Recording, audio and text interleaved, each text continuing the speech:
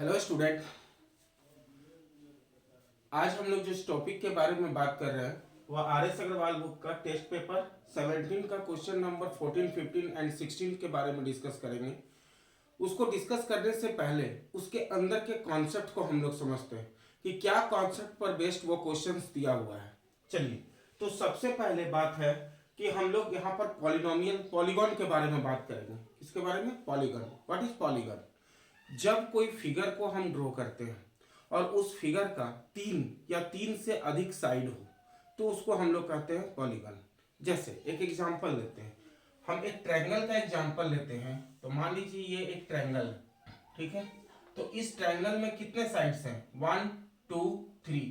अगर हम नेमिंग कर दें ए बी सी, तो इस ट्रायंगल के 3 साइड हैं, A B, B C and A C. इन तीनों साइड को जब क्लोज्ड फिगर में के रूप में डेवलप किया जाता है तो इस फिगर को हम लोग कहते हैं पॉलीगॉन, ठीक है। इस पॉलीगॉन का 3 साइड है। मान लीजिए एक क्वाड्रिलेटरल की बात करते हैं, A B C and D, ठीक है। तो यहां पर देखिए ए बी सी डी जो है ये हमारा क्वाड्रिलेटरल है। क्वाड्रिलेटरल के कितने साइड होते हैं? 4, 1 2 3 4। सो quadrilateral is a type of polygon. एक पॉलीगन का एक टाइप है। तो जितने भी साइड, बहुत सारे साइड को मिलाकर हम बहुत सारा फिगर बना सकते हैं और हर फिगर का अलग अलग नाम होता है। वो डिपेंड करता है कि वो कितने साइड का फिगर है। तो जब 3 या 3 से मोर साइड के फिगर्स को हम ड्रॉ करते हैं तो उस टाइप के फिगर को हम कहते हैं पॉलीगॉन। ओके ना, तो इस जो पार्ट को हम डिस्कस करने जा रहे हैं इसमें पॉलीगन के मेन पार्ट ये है कि इसके एक्सटीरियर और इंटीरियर एंगल्स के बारे में समझना है। तो पहले एक्सटीरियर और इंटीरियर एंगल्स के बारे में समझने से पहले टाइप्स ऑफ पॉलीगन पढ़ लेते हैं कि कितने कितने टाइप्स के पॉलीगन होते हैं। तो पॉलीगन मेनली 2 टाइप्स के होते हैं, एक होता है रेगुलर पॉलीगन और दूसरा होता है इरेगुलर पॉलीगन। रेगुलर पॉलीगन वो होते हैं, जैसे ये एक पॉलीगन है, ये रेगुलर कब होगा? जब इसके ऑल साइड्स इक्वल हो जाए। जब A B equal to A B equal to B C is equal to A C, मतलब यहां पर अगर इस ट्रायंगल के तीनों साइड इक्वल हो जाए तो इस फिगर को हम लोग कहेंगे रेगुलर पॉलीगन, ठीक है। मतलब अब ये इक्विलेटरल ट्रायंगल भी कहलाता है क्योंकि तीनों साइड इक्वल है। लेकिन पॉलीगन के सेंस में अगर हम समझे तो जब किसी फिगर का सभी साइड का वैल्यू अगर सेम होता है तो उसको हम लोग कहते हैं रेगुलर पॉलीगन। अब इस फिगर में मान लेते हैं कि क्या ए बी बी सी और सी डी का जो लेंथ दिया हुआ है क्या इक्वल लग रहा है? नहीं लग रहा है। तो मतलब ये क्या है? इरेगुलर पॉलीगन को रिप्रेजेंट कर रहा है। जब ऑल साइड्स इक्वल नहीं होते हैं तो वो इरेगुलर पॉलीगन बन जाता है, और जब ऑल साइड्स इक्वल हो जाए तो वो हो जाता है रेगुलर पॉलीगन। एग्जांपल, रेक्टेंगल हमारा इरेगुलर पॉलीगन है क्योंकि उसके अपोजिट साइड्स ही केवल इक्वल होते हैं। बट स्क्वायर को ले ले या रोम्बस को ले ले तो उसके ऑल साइड्स इक्वल होते हैं, तो वो हमारे रेगुलर पॉलीगन बन जाते हैं। क्लियर? चलिए अब आगे बात करते हैं एक्सटीरियर और इंटीरियर एंगल्स के बारे में। तो जब कोई क्लोज्ड फिगर बन जाता है, जैसे इस ट्रायंगल को लेकर ही हम चल रहे हैं अभी, ठीक है, इस ट्रायंगल के बारे में ही हम बात कर रहे हैं। तो इस ट्रायंगल का क्लोज्ड फिगर क्या है? A B C. ये अंदर जो क्लोज्ड हुआ है इसी को हम लोग कह रहे हैं क्या? ये क्लोज्ड फिगर है। कैसा है? 3 साइड वाला पॉलीगन है। इसको हम लोग ट्रायंगल्स के नाम से जानते हैं। तो जो अंदर के तरफ एंगल बनता है इस क्लोज्ड फिगर होने के कारण, जो अंदर एंगल बनता है इसको हम लोग कहते हैं इंटीरियर एंगल। इंटीरियर एंगल,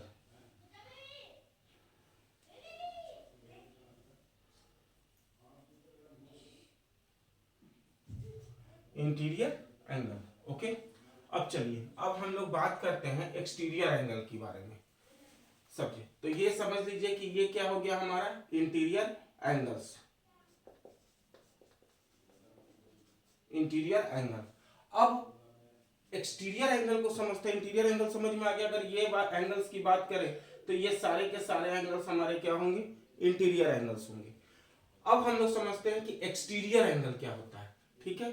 तो उसको भी एक ट्रायंगल के रूप में ही हम समझते हैं, हमारे लिए आसान हो जाएगा। उसके बाद किसी भी पॉलीगन में इसको हम लोग अप्लाई कर सकते हैं। तो चलिए एक ट्रायंगल की बात करते हैं। ये मेरा एक ट्रायंगल हो गया, ठीक है।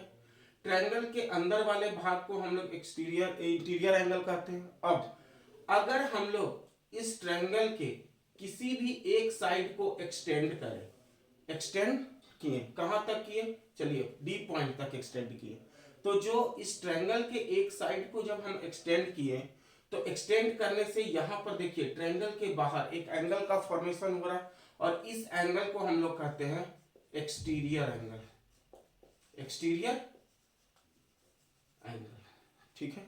तो अब देखिए यहां पर जितने भी साइड्स को हम एक्सटेंड करेंगे, ये जो एंगल्स बनेगा, ये सारे के सारे एंगल्स क्या कहलाएंगे, हमारे एक्सटीरियर एंगल्स। ओके, तो जो फिगर के अंदर होता है वह इंटीरियर, और जो फिगर के बाहर होता है उसको हम लोग एक्सटीरियर एंगल कहते हैं।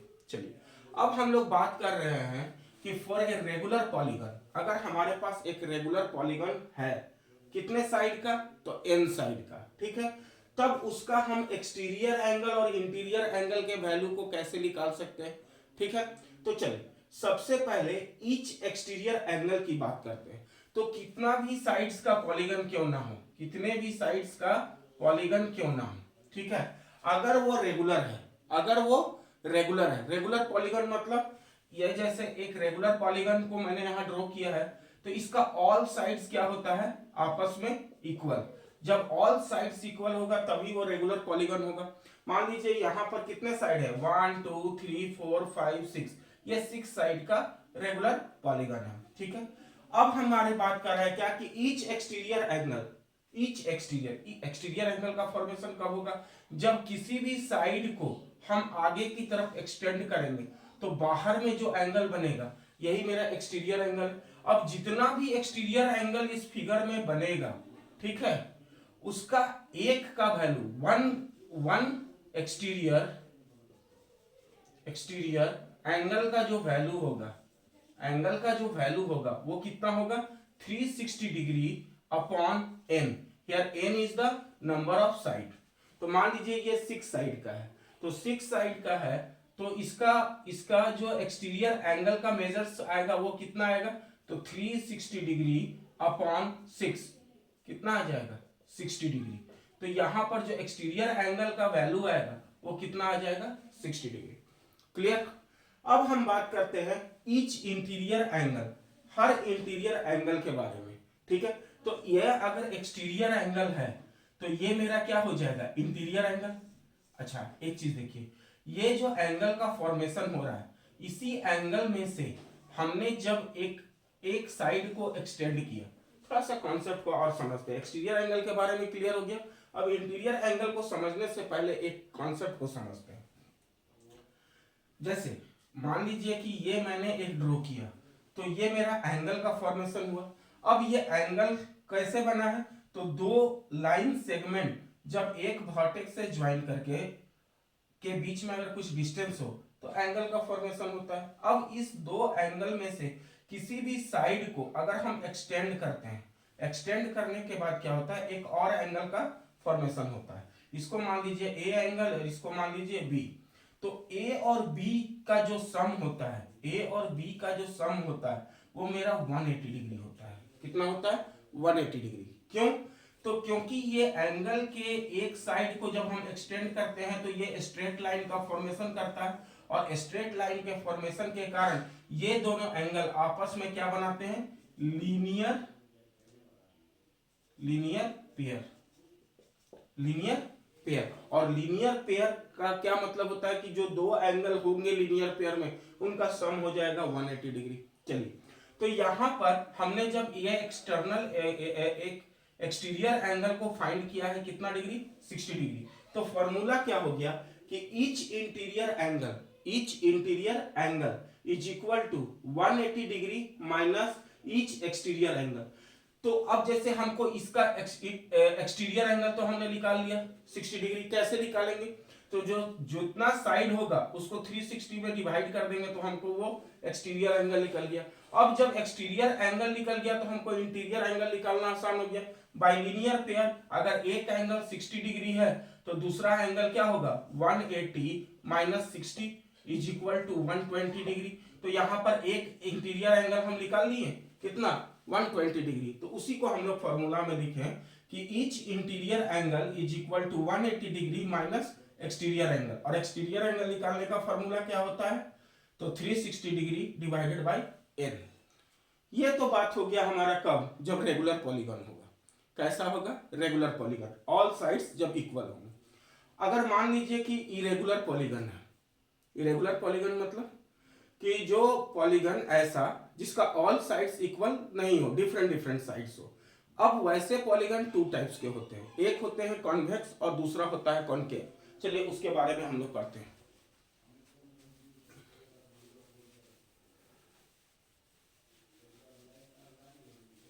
चलिए, तो एक आता है कॉनकेव, कॉनकेव पॉलीगॉन,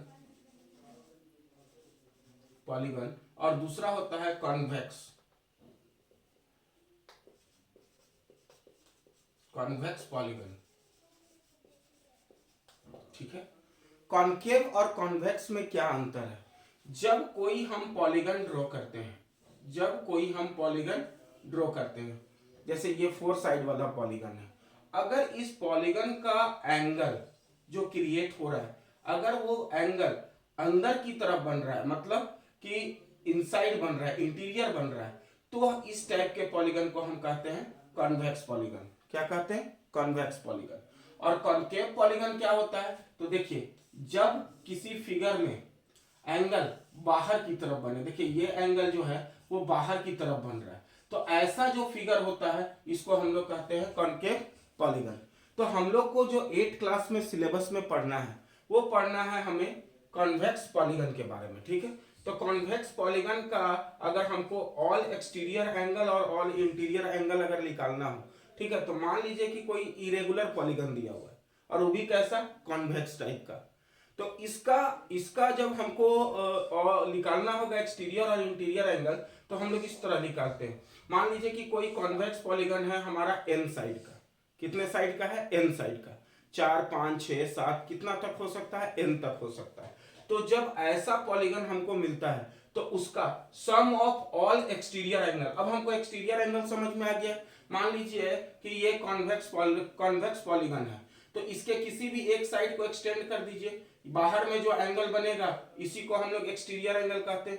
तो इस फिगर में जितना भी एक्सटीरियर एंगल बनेगा, जितना भी एक्सटीरियर एंगल बनेगा, उन सभी का जो सम होगा, उन सभी का जो सम होगा वो कितना के बराबर होगा, 4 राइट एंगल्स के बराबर होगा, 4 राइट एंगल्स। अब राइट एंगल कितना होता है, right angle equal to 90 degree, और कितना 4 times of right angle means equal to 360 degree.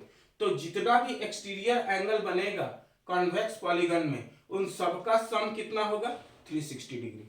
ठीक, अब बात करते हैं इंटीरियर एंगल्स का, किसका, एक इरेगुलर पॉलीगन या कॉन्वेक्स पॉलीगन की बात करें तो कॉन्वेक्स पॉलीगन में अगर इंटीरियर एंगल्स का हम बात करें तो जितना भी एंगल होगा उस सब का एंगल का जो सम होगा उसका फॉर्मूला को रिप्लेट किया गया है 2n-4, मतलब n यहां पर क्या है, number of side, number of side मतलब उस कॉन्वेक्स पॉलीगन में कितना साइड है उसको डिनोट किया गया है n से, और फॉर्मूला क्या होता है 2n-4 राइट एंगल्स।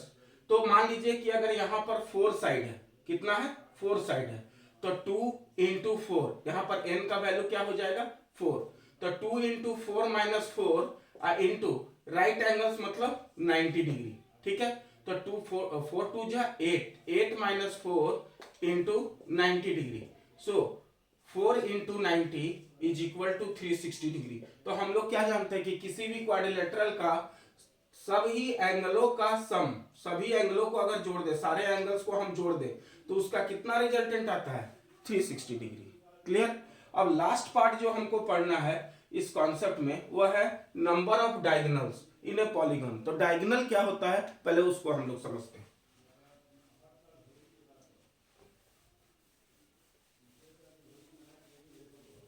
चलिए, डायगोनल क्या होता है उसको हम लोग समझते हैं। तो डायगोनल हमारा होता है डायगोनल्स क्या होता है उसको हम लोग समझते हैं। मान लीजिए कि कोई एक फिगर बनाते हैं, कोई भी एक फिगर, डायगोनल तभी क्रिएट होगा जब 3 से ज्यादा साइड होगा, जब पॉलीगन में 3 से ज्यादा साइड हो। जैसे मान लेते हैं हम लोग एक क्वाड्रिलेटरल की बात करते हैं, तो जब क्वाड्रिलेटरल का अल्टरनेट वर्टेक्स को जब हम जोड़ते हैं, कोई भी पॉलीगन हो जब उसका अल्टरनेट वर्टेक्स को हम जोड़ते हैं तो डायगोनल का फॉर्मेशन होता है। जैसे यहाँ पर ये एक है, अल्टरनेट का मतलब एक छोड़कर एक, तो यहां से नंबरिंग शुरू करते हैं 1 2 3 4, तो 1 का अल्टरनेट क्या आता है 3, 3 का अल्टरनेट 1, इस तरह से साइक्लिक ये चल रहा है। तो जब अल्टरनेट वर्टेक्स को जब हम जोड़ते हैं तो जो लाइन इन दोनों वर्टेक्स को जोड़ रहा है इसी को हम लोग कहते हैं डायगोनल। तो मान लीजिए हमारे पास पॉलीगन अगर n साइड का है, कितने साइड का है, n साइड का है, तो n साइड के पॉलीगन का अगर हमको डायगोनल निकालना है कि कितना डायगोनल होगा, मान लीजिए कि यहां पर मेरे पास मान लीजिए ये 6 साइड वाला पॉलीगन है, कितना साइड वाला 1 2 3 4 5 6 साइड वाला पॉलीगन है। अब इसका हमको फाइंड करना है कि कितना डायगोनल होगा, तो मान लीजिए ये भी एक डायगोनल होगा, ये भी एक डायगोनल होगा, ये भी एक डायगोनल होगा, ये तो एक वर्टेक्स का हुआ। फिर इससे ड्रॉ करेंगे तो ये भी एक डायगोनल होगा, ये भी एक डायगोनल होगा और ये भी एक डायगोनल होगा। तो बहुत सारा डायगोनल बन सकता है, बहुत सारा डायगोनल बन रहा है ना। तो इसको हम इजीली इस फार्मूला से फाइंड कर सकते हैं। फार्मूला है n-3/2। तो मान लीजिए यहां पर n कहने का मतलब कितना साइड वाला ये पॉलीगन है, तो ये 6 साइड वाला पॉलीगन है, तो n का वैल्यू क्या है 6, n का वैल्यू 6। तो चलिए 6 जब पुट करेंगे तो 6 इंटू 6 माइनस 3/2, तो ये क्या हो जाएगा 6 और 6 माइनस 3 इज इक्वल टू 3/2, ये कट जाएगा कितना बार में 3 बार में, और 3 3 जा 9। तो अगर 6 साइड वाला पॉलीगन है तो उसमें टोटल कितने डायगोनल्स बनेंगे 9 डायगोनल्स बनेंगे। ओके, तो ये सारा था कॉन्सेप्ट किसमें, टेस्ट पेपर 17 को सॉल्व करने से पहले। उम्मीद है कि आप लोग को ये चीज समझ में आया होगा। ओके, तो नेक्स्ट क्लास में हम लोग टेस्ट पेपर 17 को सॉल्व करेंगे। Thank you.